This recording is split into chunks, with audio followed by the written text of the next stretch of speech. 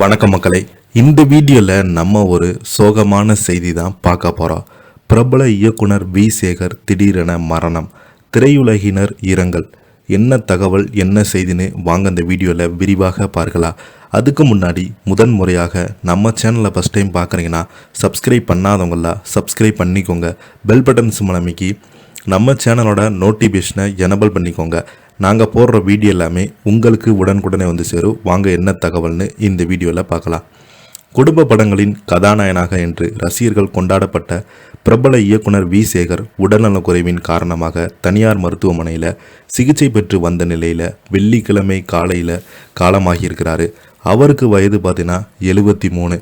இந்த நிலையில் பார்த்தீங்கன்னா இவருடைய மரணம் சினிமா துறையில் ஒலிக்கிருக்கிறது. பிரபல திரைப்பட இயக்குனர் வி சேகர் உடல்நலக்குறைவால் நவம்பர் 14 அன்று சென்னையில் காலமாயிருக்கிறார். தமிழ் சினிமாவில் பிரபல இயக்குனர் வி சேகர் உடல்நலக்குறைவின் காரணமாக கடந்த 10 நாட்களுக்கு மேலாக சென்னை போரூர் ராமச்சந்திரா மருத்துவமனையில் சிகிச்சை பெற்று வந்த நிலையில் சிகிச்சை பலனளிக்காமல் வெள்ளிக்கிழமை மாலை உயிரிழந்திருக்கிறாரு. அவருடைய மறைவுக்கு தமிழ் திரையுலகினர் ரசிகர்கள் ஆழ்ந்த இரங்கலை தெரிவித்து வராங்க. குடும்ப படங்களின் நாயகன் என்று ரசிகர்கள் கொண்டாடப்படும் இயக்குனர் வி சேகர் 1990ஆம் ஆண்டு நீங்களும் ஹீரோதான் என்ற படத்தின் மூலம்தான் இயக்குனராக அறிமுகமானார்.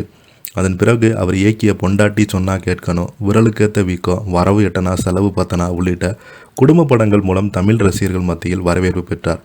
ஏழை மற்றும் நடுத்தர வர்க்கத்தின் குடும்ப பிரச்சனைகளை மையமாக கொண்ட இவரது படைப்புகள் சமூகத்தில் பெண்களின் உரிமைகளையும் உறக்க பேசியது என்பதும், மேலும் முதல்ல நகைச்சுவை நடிகரான வடிவேலு விவேக்கை ஒரே படத்தில் வைத்த பெருமையும் இவருக்கே சாரும். இயக்குனர் வி சேகர் அவர்கள் பார்த்தீங்கன்னா திருவண்ணாமலை அருகே உள்ள தெய்வநத்தம் கிராமத்தில் எஸ் வெங்கடேசன் பட்டம்மாள் தம்பதிக்கு மகனாக பிறந்தார். கல்வி பணியில் இருந்தபோது மாலை நேரத்தில் நந்தனம் கல்லூரியில் பிஏ மற்றும் பச்சையப்பன் கல்லூரியில் படிப்பை முடித்தார். வி சேகர் இயக்குனர் கே பாக்கியராஜ் அவர்களிடம் உதவி இயக்குனராக 2 ஆண்டுகளாக கதை இலாக்காவில் பணியாற்றினார்.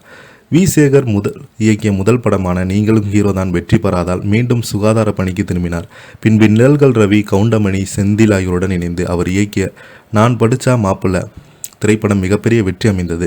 அதைத் தொடர்ந்து ஒன்னா இருக்க கற்றுக்கணும், பிறந்த வீடா புகுந்த வீடா, காலம் மாறிப்போச்சு, பொங்கலோ பொங்கல் உள்ளிட்ட பல வெற்றி படங்களை அவர் இயக்கினார்.